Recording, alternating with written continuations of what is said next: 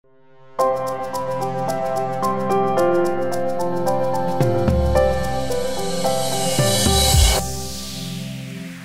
welcome to this edition of Coast Currents. In the studio with me today is Julie Apostolu. And Julie, I know that you wear many hats, but first of all, tell me a little bit about how you came to Mendocino County. It's a great story. A friend of mine actually inherited some money, and she was an older lady and wanted me to have my own home. And she actually bought my house for me. We moved into it, and I took care of her till she passed away.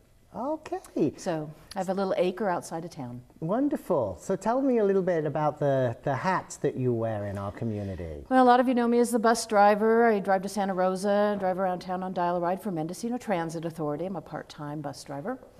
I have a little hot dog cart, food cart. You'll see me at special events selling gourmet hot dogs with lots of great condiments. And I teach dog training on the weekends out at the closed shelter. All different kinds of dogs and jumps and tunnels and obedience and so forth. Right. And then I'm also the manager of the Fort Bragg Farmers Market. So in your spare time, I take it. It's a bunch of part-time jobs. Okay. So how did you become involved in the farmers market? Well, like I say, I have an acre out of town, and about 8 years ago, I was starting to raise chickens and have eggs, and put an ad in the paper to sell some of the eggs. And Gypsy Spring, who is the manager of the Fort Bragg Market for 15 years, called me and said, would you like to sell at the farmer's market? And I said, well, I'm sure it's far too expensive, considering I only had maybe 10 or 12 dozen a week. And she said, no, it's not, and walked me through the process, and I started selling my eggs at the farmer's market. I actually have a blueberry farm out there, and started selling blueberries and a few other things. And so I've been involved in the farmers markets for 7 years now. So if you potentially someone like yourself that has, you know, like cottage industries or grows things, what's the process and how can they become involved in joining up with the farmers market? Well, there's a couple different kinds of vendors at the farmers market. You have your agricultural vendors, who are the people that actually grow through the agricultural arts, produce and so forth on their land. So like I say, I have a blueberry farm, I have apple trees, I have my chickens, and those are things that I get a certified producer certificate from the agriculture department to show that I indeed raise what I'm selling to the public. And then if you were selling something, like you say, with the cottage food industry, that's a different thing. That's like a food craft. Okay, so is that what you like me to? So what are the specific differences between the agricultural vendors and what you might call cottage industry vending? Okay. The agricultural vendors are selling things that they grow on their farms. The cottage industry or the food art people are selling things that they have prepared out of maybe products that they get in other places. So for instance, you have a vendor that is selling cheese. She has the goats, she milks the goats, and she sells the cheese that she makes. Right. You have a vendor that is selling eggs or an onion, and they are growing it on their own land, they own their own chickens. Then you have somebody who's selling chicken pot pies and fruit pies. Well, he's a local person, and he's renting a kitchen, buying the supplies, creating it locally, and selling it. It's two separate things. Okay, so give us a little example of some of the vendors that are currently at our farmers market here in Fort Bragg. Well, like I say, we have a wonderful goat cheese vendor, we have honey, we have all different kinds of meat. We have pork, lamb, beef. Our newest vendor this year is rabbit. You can get wild-caught fish. We have eggs. Of course, we have a lot of egg vendors now, and they all sell out within a half an hour. And then all the different kinds of fruits and vegetables you can imagine seasonally. So people come in early May and they might want some tomatoes, and the tomatoes aren't quite started yet. So in early May you might have lettuce and broccoli, cabbage, some of the late winter crops and the early spring crops. We're seeing strawberries, the end of cherries right now. The very first tomatoes came in last week. A couple of cucumber vendors. The list is so huge. So is everything organic? Not necessarily. It's not a requirement to be organic at the farmer's market. Right. The word organic is kind of owned by the FDA. And farmers at a certified farmer's market cannot call their food organic if they do not have the state certification of being organic, which is a kind of lengthy and expensive process. So my advice to people is always just to say, ask your farmer. Don't ask if they're organic because they can't use the O word. Right. But just say, do you use pesticides? Do you use sprays? You know, and so forth. And I would say that almost all of them employ a sort of non-conventional manner of growing where they are using biological products that would be relatively safe. Right. And how many certified markets are there in the Mendocino County area? We have 7 markets currently. And where are they? Well, obviously there's Fort Bragg on Wednesday and Mendocino markets on Friday, Ukiah on Saturday, Boonville on Saturday, and I'm going to forget the rest of the dates, but we also have Laytonville and Redwood Valley. And did I mention anything else? I think that's it. Okay. And is there a cross-pollination of vendors? Do a lot of the vendors go to the different markets? Absolutely. It's really the only way a farmer can make a decent living is to sell at multiple markets. So the farmers that come to the Fort Bragg market on Wednesday, you'll find almost all of them also on Friday at the Mendocino market. And then maybe at Boonville on Saturday. That's right. So that's why the Pacific days are chosen, so that there's representation from all of them. Great. Now, what are some of the other things that people that come to the markets can expect? I know you always have like tokens, and I think you give away bags. So tell us a little bit about some of the other things you do. We want you to bring your own shopping bags, but we always have bags available for you to pick up. We also have Chico bags for sale. That money goes to the Farmers Market Association. If you are a food stamp recipient, we welcome you to bring your California Advantage card. Come and find me, and I will run your card, and I'll give you my little skunk tokens that are worth $1 each to spend for eligible foods. Wonderful. Am I looking in the right place? Yeah. Okay. The other thing we started this year is, let's say you come to the farmer's market with $30 and you realize you needed $60, you come and find me and I'll run your credit card on my little smartphone, and I will give you tokens that you can spend at the farmer's market for credit card money. And some of our vendors actually take credit cards themselves. Oh, really? Yeah, it's getting more easy, isn't it, to swipe on your telephone? Yeah. Now, I noticed that some markets, what is the pet policy? Because sometimes I know I have a dog, and sometimes when I travel, my dog's welcome at certain markets, and other times it's not. And I was wondering, well, why is that conflict there? Who determines, or what determines that? Well, in the state of California, the health department forbids live animals from farmers markets.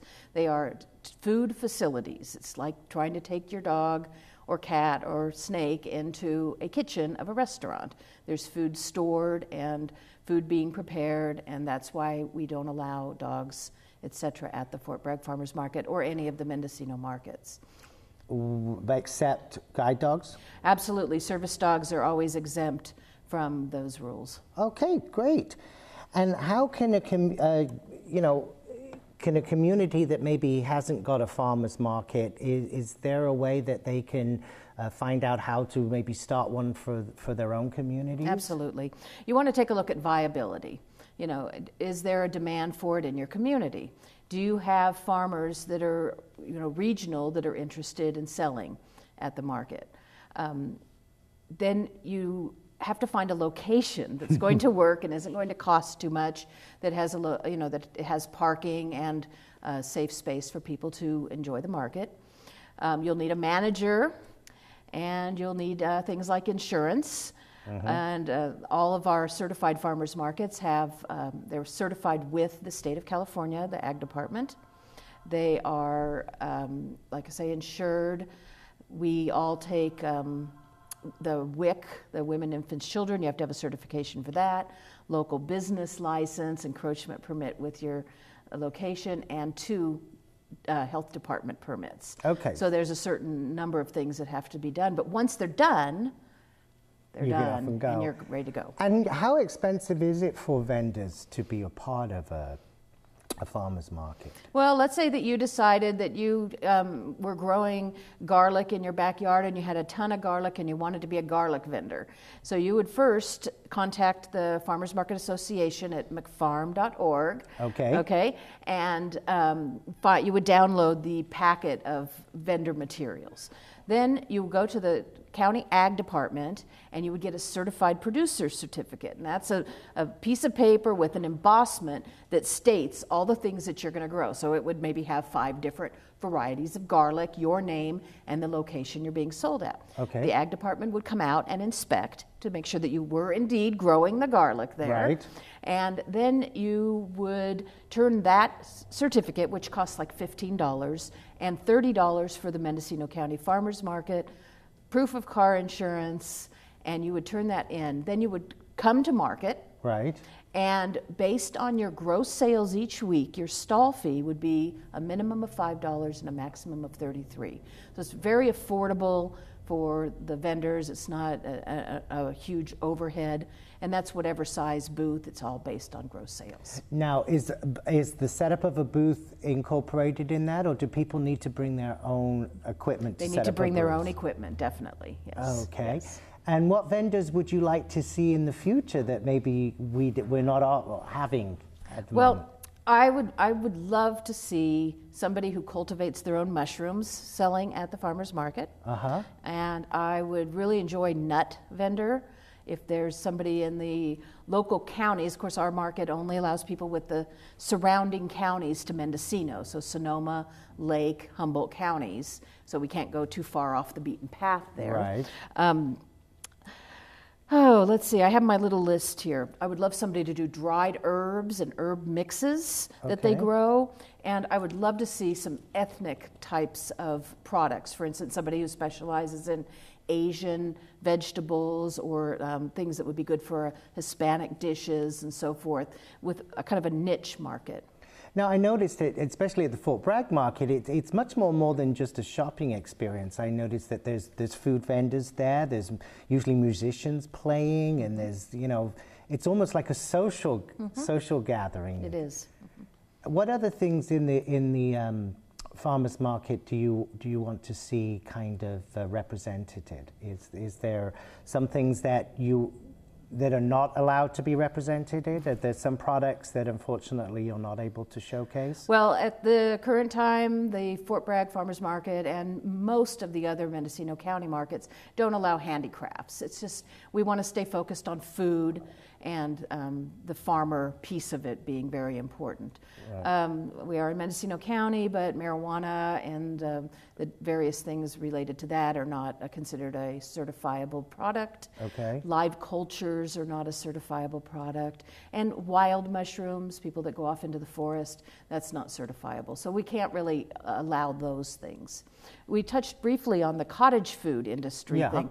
The governor signed the Cottage Food Act that was effective in January of this year that essentially makes it legal to have a bake sale. It's never been legal to have a bake sale, even though we've done it. And what that does is it has 2 different levels of being a cottage food organization.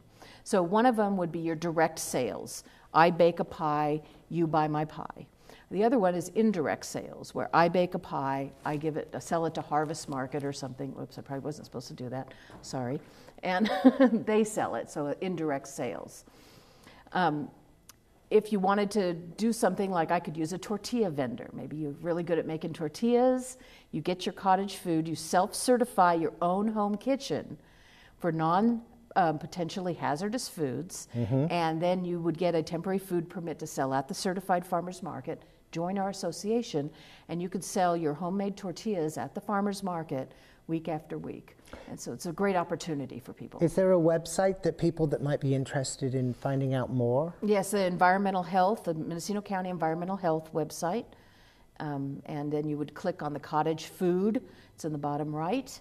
And that brings up all of the paperwork, then the self-certification and all that stuff. Okay, so even though this sounds like there's a little bit of administration involved, it's a process that's relatively easy to navigate?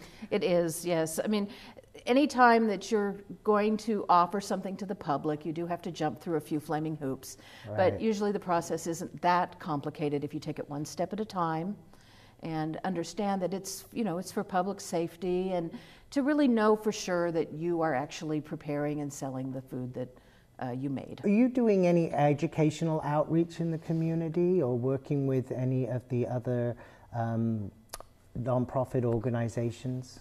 Not so much directly, but you know, our local Grange does a lot of canning classes, and that's one of the things I wanted to show. We have a very short cherry crop in California, and I bought a lug of cherries last week, and I put up 21 jars of cherries, so I'm going to be eating fresh local fruit all winter long. Not that hard to do, and so the Grange is a place where you could learn things, and I'm happy to refer people to things. Right. We do allow nonprofits to come to the farmers market. Oh, okay. To talk about their cause, to talk about an event they may be having. There's no fees for that. They just need to contact me. They can't sell anything. They can't raise money. Okay, but as an information. Absolutely. Oh, great. Yeah. And you know, the one great thing about farmers markets is that, you know, not only being fresh, literally picked a few hours before often it's being sold, but the seasonal, and the fact that, you know, seasonal goods can be preserved and can be, is there ways of people finding out how they can utilize the produce that they buy to, you know, to enhance it, as well as projects like the Grange? Well, talk to your farmers. Farmers love to talk about what they are selling. You know, I know that you can walk up to almost any of them and say, well, how do I cook this? Or how can I freeze this? And I think the farmers are one of your best sources of education about everything. So Julie, I see you brought one of your very colorful signs here. That's right. Tell me the purpose of these. Well, a grant last year from NCO bought these signs for all of the county farmers markets.